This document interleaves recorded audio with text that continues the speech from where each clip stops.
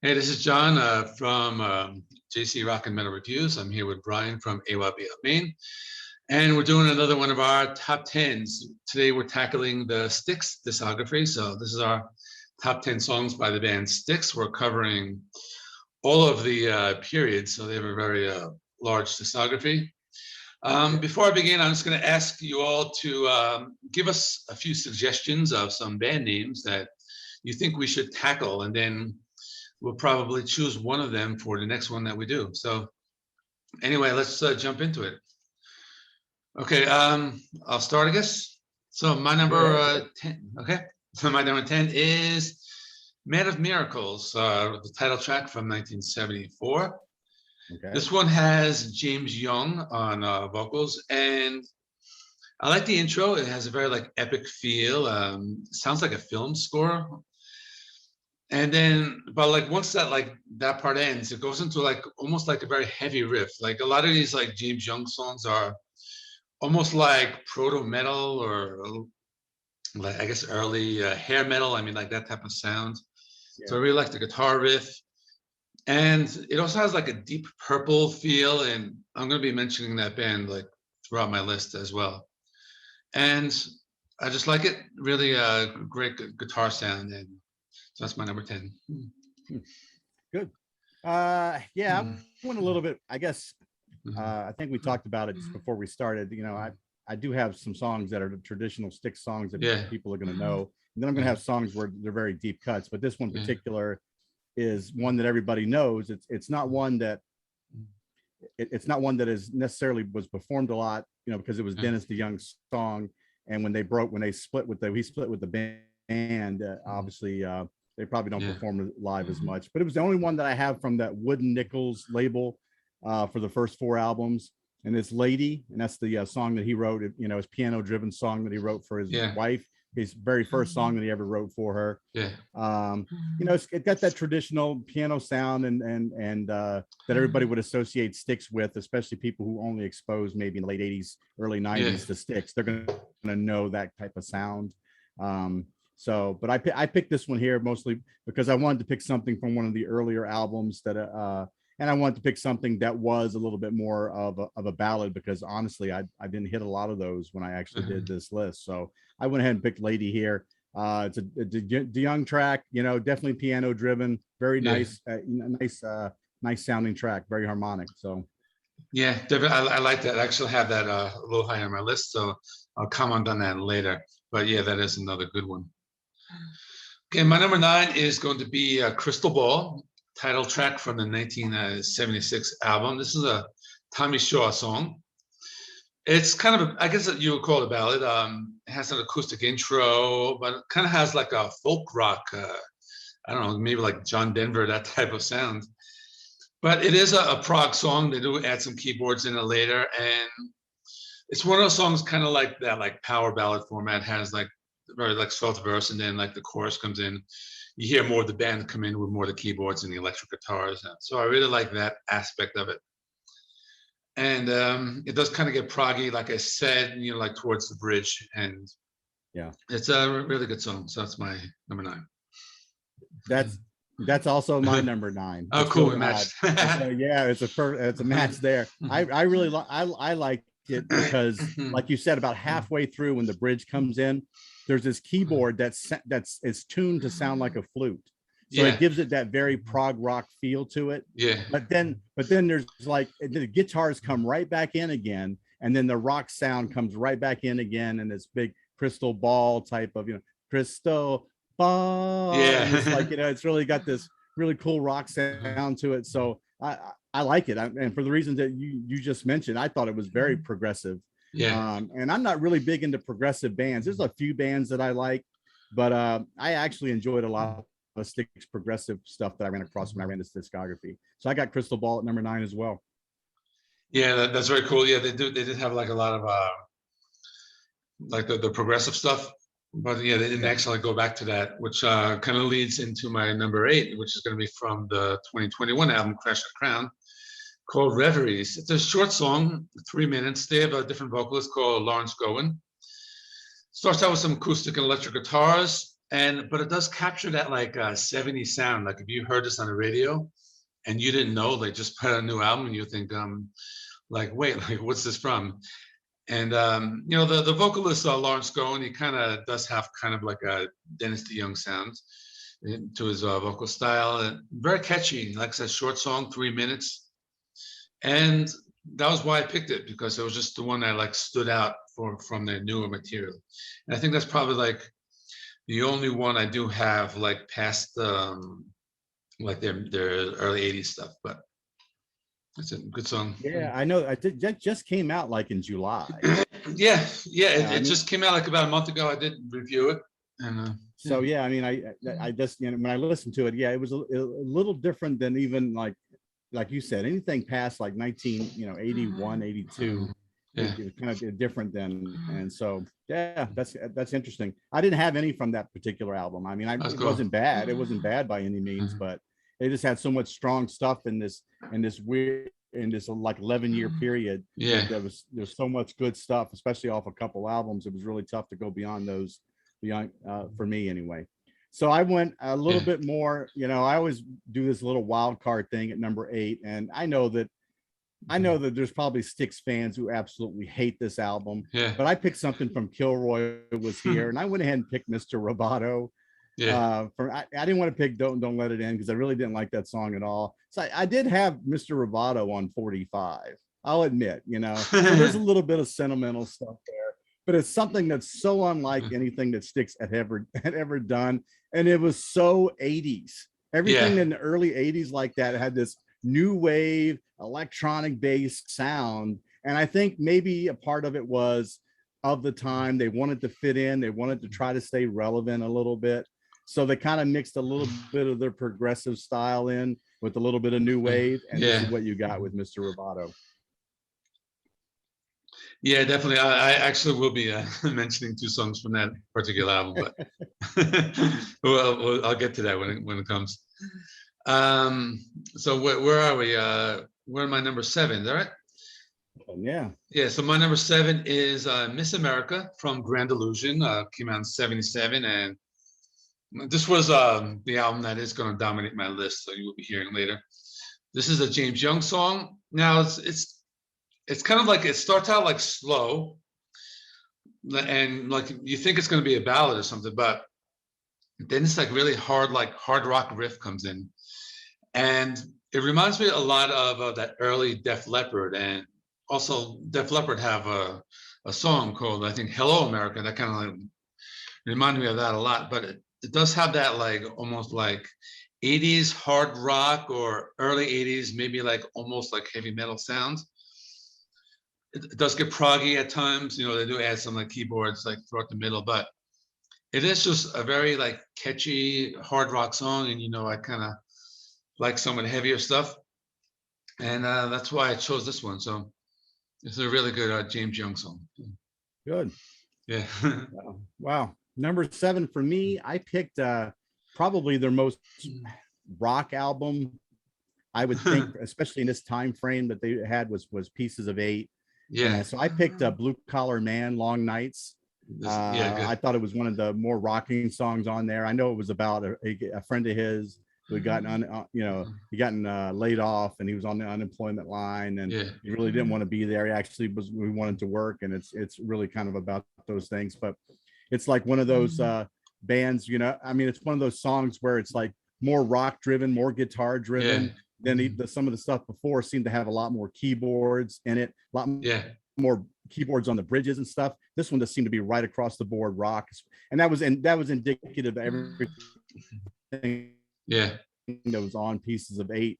I thought anyway, this felt more like a hard rock album than a progressive album to me. So I like this album a lot, and actually we'll be talking about this one a lot higher up. I like the song a lot, so I won't comment too much on that. Okay, so this might be awkward, but my number 6 is Don't Let It End from Kilroy Was Here.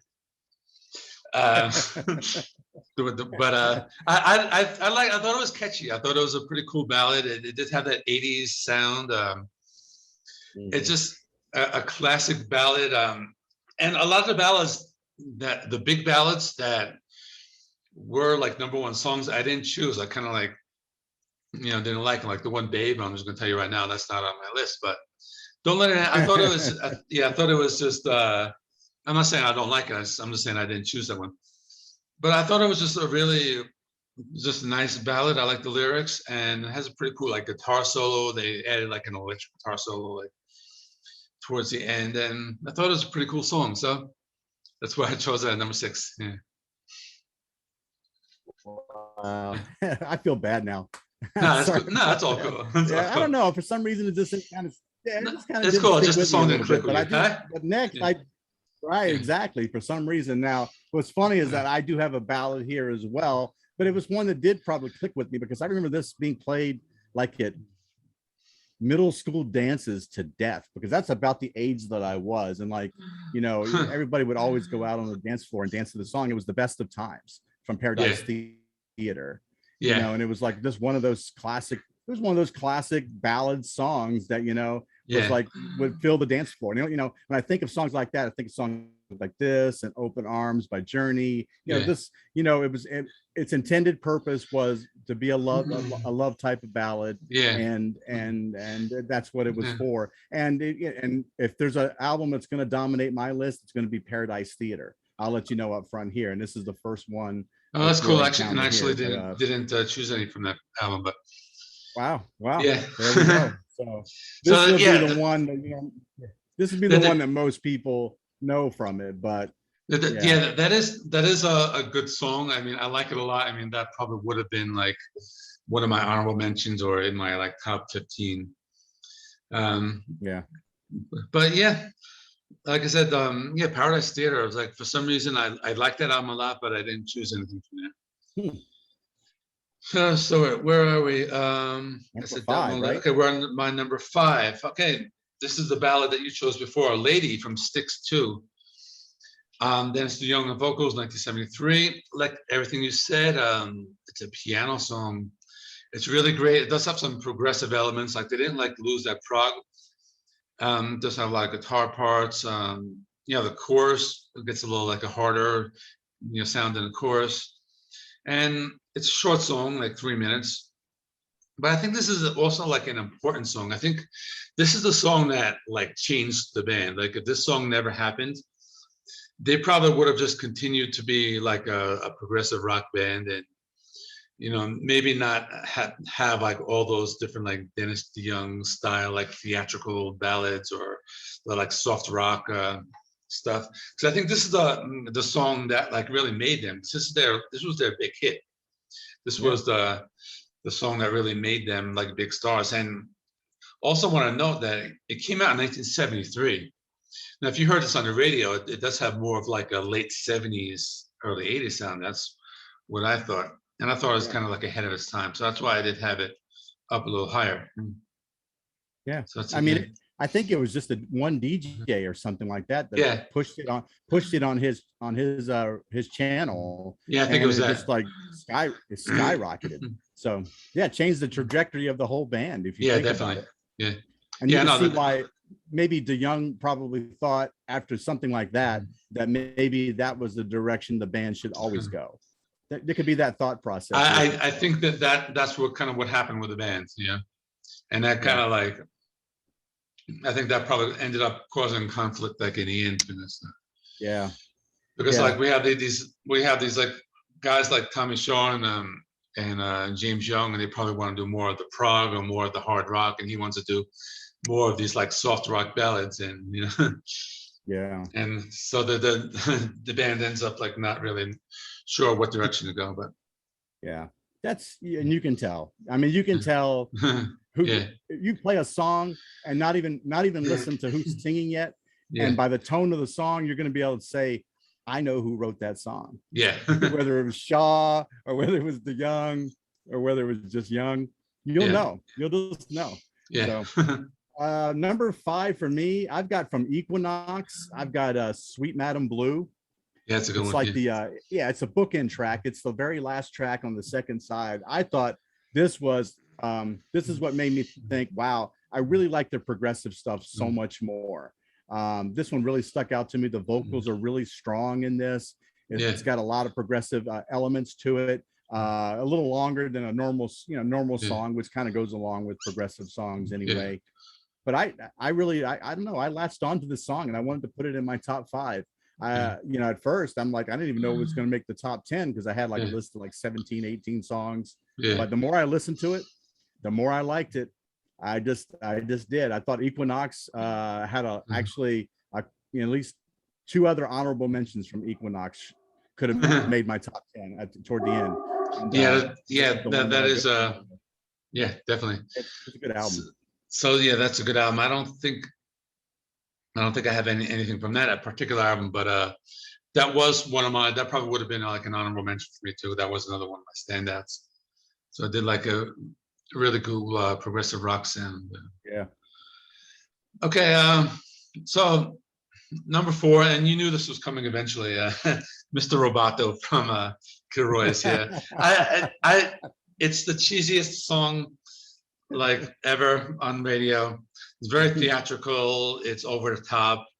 It's pretty cool. I mean, it has like the Japanese lyrics, and you learn how to say thank you in Japanese. And you get that out of that.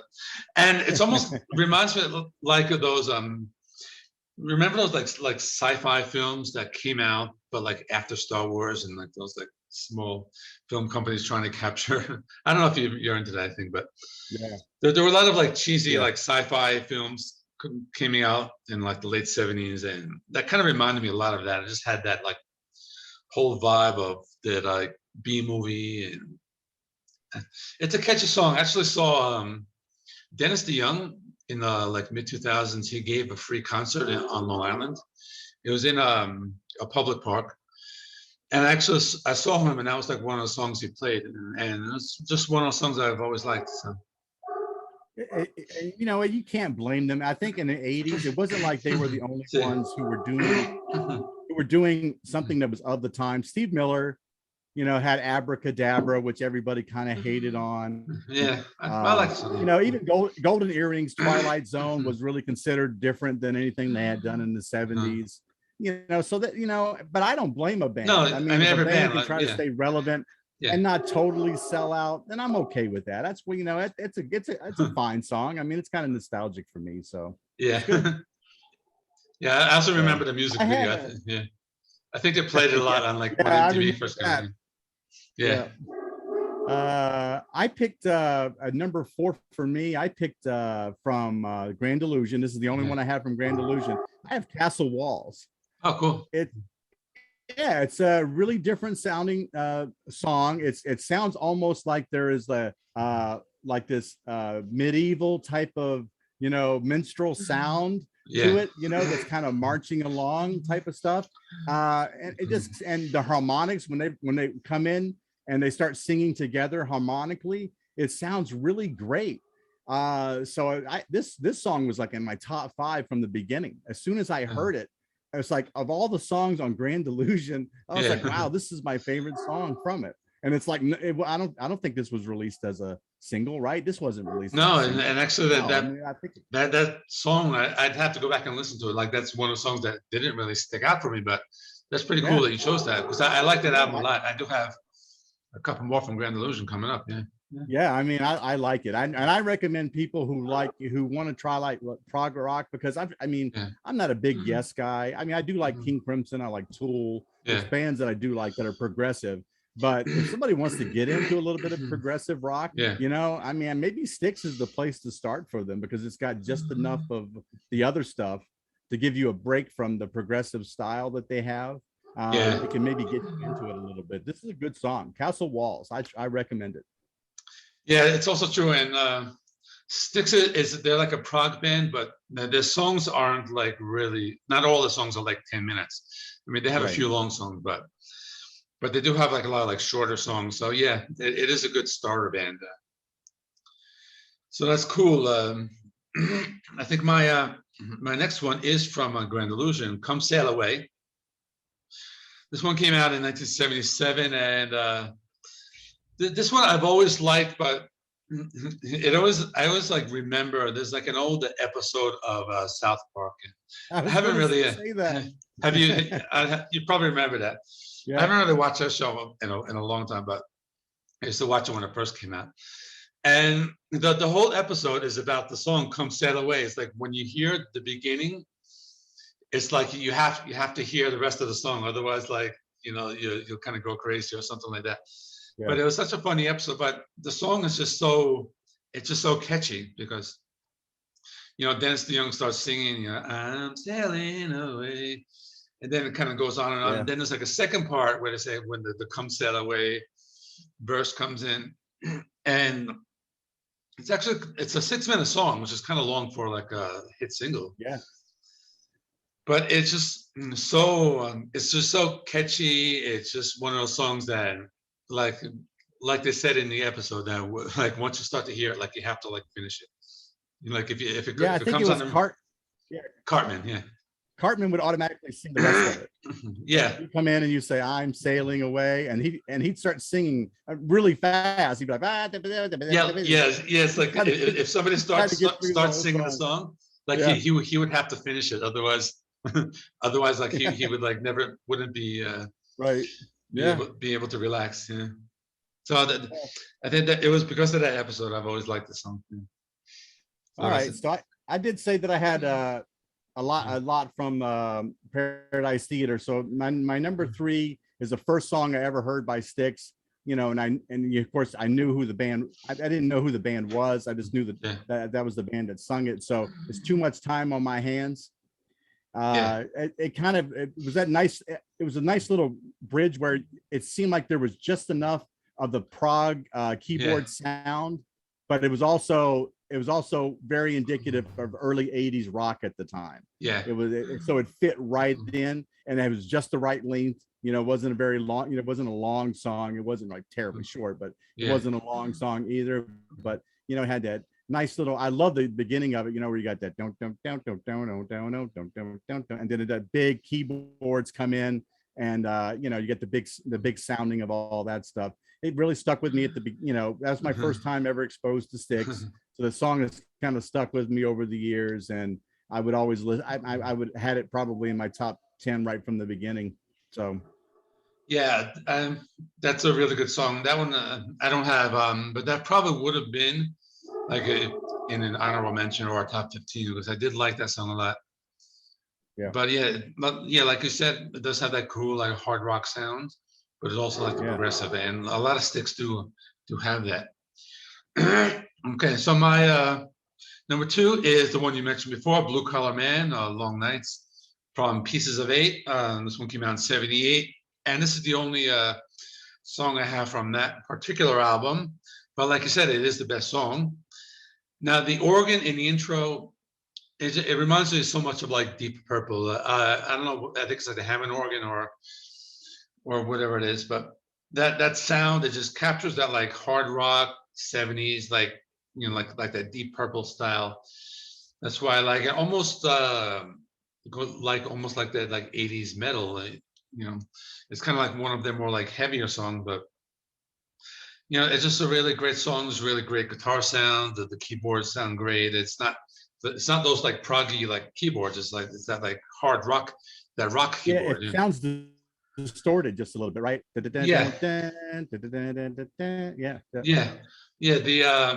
tone of the keyboard reminds me of like Deep Purple. I think it's like Space Truckin' or one of those songs from like the Machine Head album. Like it reminds me of it's almost like a distort, like they have the keyboards, but they kind of like make it sound like an electric guitar playing like hard rock.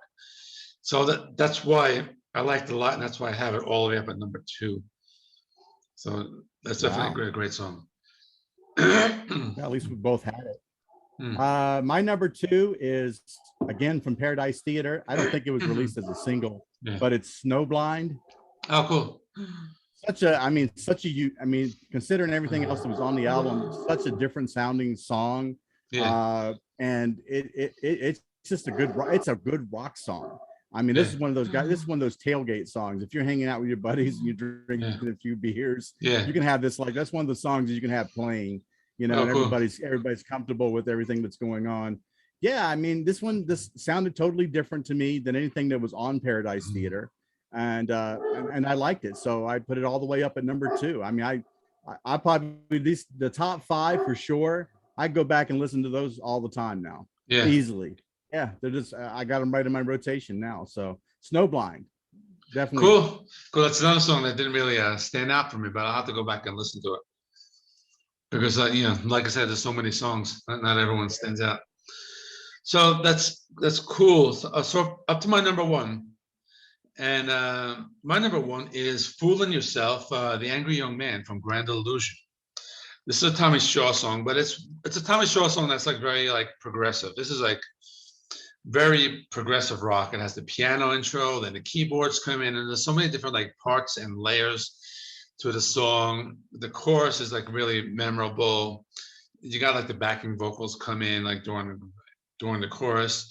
Then you got the electric guitars come in. There's some like acoustic guitar strumming. So there's like so much going on in this song, and it's not like a really long song. I think it's maybe 6 or 7 minutes, but it's just the one that like stood out to me. I just really like the whole like instrumental, the intro, just everything about it, and it's very catchy and very memorable. And it's a Tommy Shaw song, but like he usually does a lot of hard rock, but it's more very like progressive song.